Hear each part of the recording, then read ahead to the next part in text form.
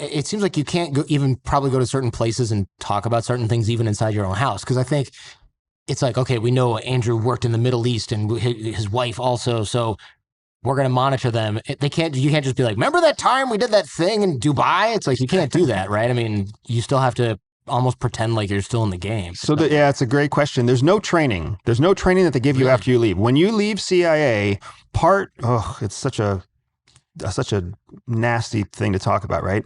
CIA is a little bit like the Mafia. I was going to say, so the Mafia or a cult? Yeah. So they make it very, very hard for you to leave. They put as many disincentives as possible into the process of leaving. So they don't help you find a job. They don't clear your background. They don't help you with your resume. They don't give you any kind of transition assistance, which is what you get in the military. They want you to go out, they want you to fail, and they want you to come crawling back. Right, okay. I know when my wife and I left, we were 2 of 5 people in our peer group, meaning the group that started with us in 2007. By 2014, when we left, we knew of 3 other people who had left in the same year that we left, right? 2 of the 5 came back within 6 months. Within 6, because they just couldn't get a job. Because they couldn't make it work, right? One of them was a finance guy who was like, oh, this, I'm done with this because I can go make a bunch of money in finance. Well, turns out that once he got out there, one of them, the finance guy, went out there, got a job right away, and the job was like a finance job. Yeah. It was 15 hours a day, 13 hours a day, no weekends off, no freedom. Like he made a shit ton of money, but he had actual responsibility. So then he was like, I want to come back in CIA where I leave my work in the office and I really only have to work like government hours. Yeah, I get to see my kids again. Yeah. So my wife and I, we did not go back. We struggled for a long time because that's how we ended up forming our own business, was because we couldn't find a way to get a job another way. I'm surprised because the resume gap, like if there's a big, what were you doing for 14 years? You would at least be able to say I was in the CIA and then nothing else. You can't. So depending on your cover, you have different gaps in resume. There are a lot of what's known as an overt CIA officers. Overt CIA officers aren't undercover. So there is no technical resume gap. They are employed by CIA in a certain year, and then when they write their resume, they claim it. Oh, so they say like, I was a Russia analyst for the Central Intelligence Agency for the last 8 years. Correct. Their tax records pay them. They have a history with the IRS. Their mortgage says that they're CIA employees, right? They're not covert. So overt people have no break in resume, which is part of the reason why CIA saw such a huge exodus with the first Trump administration. Because they lost analysts and cartographers and creatives and alias docs people and logisticians, tech people, because they were overt and they could immediately make the jump to Google or OpenAI or whatever it is. But covert officers, when they sign up, they sign a secrecy agreement. They sign 2 different secrecy agreements that are specifically related to the release of information related to their operational activity. Well, your cover is part of your operational activity. So when you are a covert CIA intelligence officer, which is about 10% of the whole body of CIA, now CIA controls everything. So they can tell you what can and can't be put on your resume. They can literally line out certain words that you use in your resume.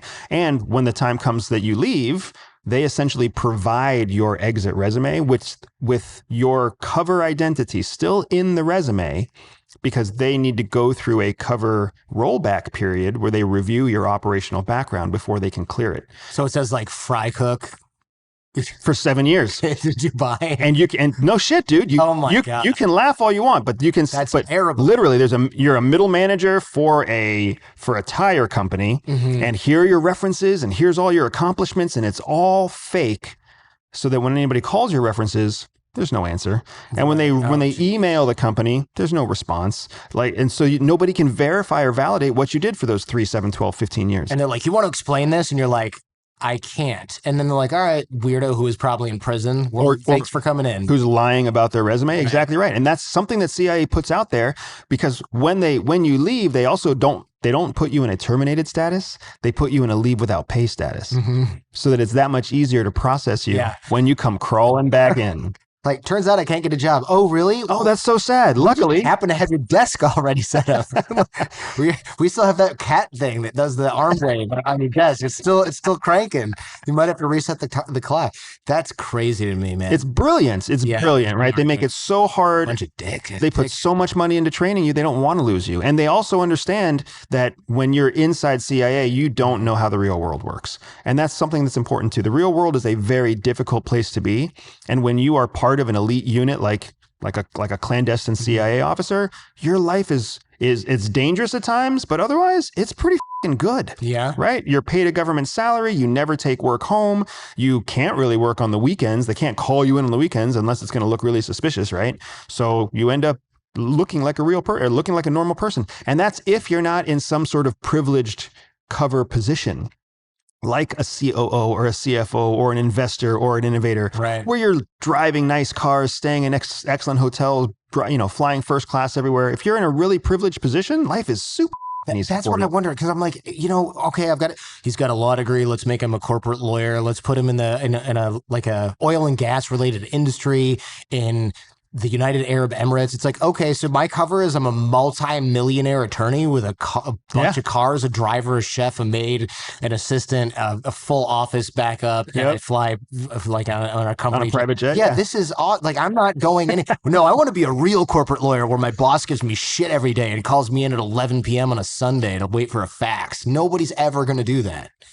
CIA believes that all people are born with a spy secret superpower. For some people, that means they can win deals. For others, they can spot liars. Some can even seduce lovers. I built a free 3-minute test to help reveal to you exactly what your secret hidden superpower is. All you have to do is click on the link in the description below, take the test, and start using your spy superpower to stay ahead of 99% of people.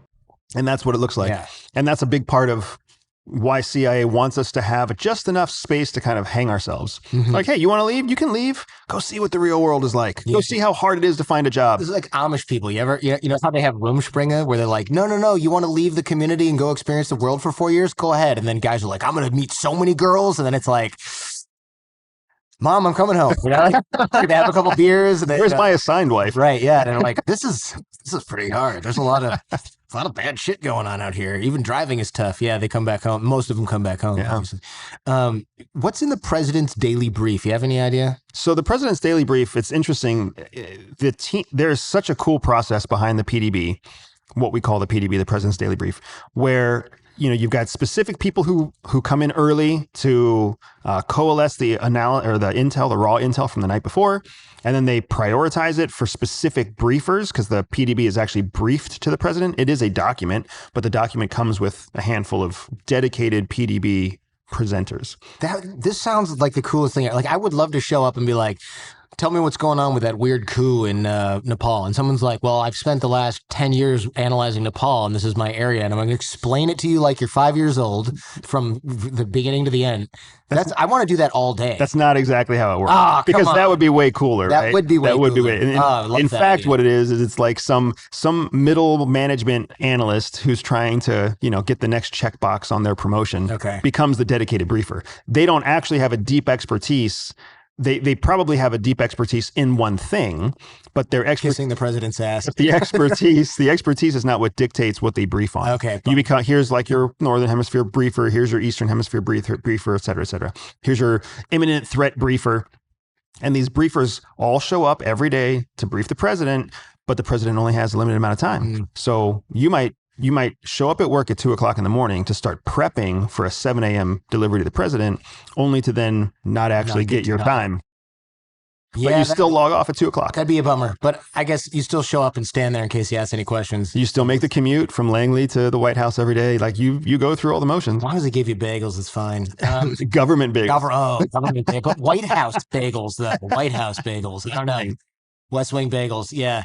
Wait, that's a shop right there. What's that? That's a shop. Somebody needs to come up with that. West Wing bagels. West Wing bagels? I would go there. It probably exists already. I have to Google that.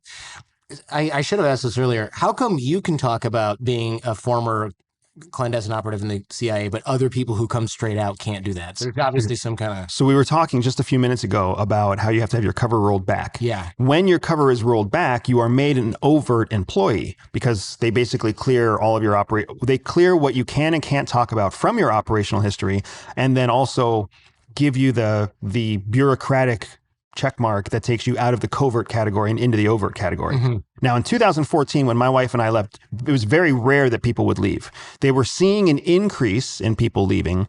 But like I said, in the entire year, from our peer group, we only knew of 3 other people. Mm-hmm. Total attrition in CIA in the year that we left in 2014 was less than 1.5%. So they were losing like 1 undercover officer a month on average. Wow. For a year. And the classes of these are not huge, right? Right. Yeah. Not big at all. Well, I mean, they were big during the war on terror. I mean, you're talking about 200 to 300 person classes that are being cleared multiple times a year. You're losing 12 guys a year. A year. It's under 10% of your clandestine core, but that attrition is agency wide, all overt and all retirees. So you've got, I mean, it's not many people that are leaving.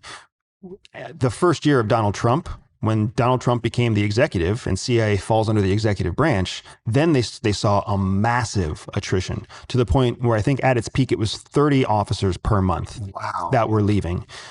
So in 2014, when my wife and I left, we put in our resignation. We got our leave without pay status. They told us it'd be 6 months of leave without pay if we changed our mind. Mm-hmm. And then they would start the cover rollback process, and it would take an estimated 2 years. It took exactly 2 years. So in 2016, like early spring of 2016, we got our official rollback letter. By the time, and it took them 2 years to review us. Okay.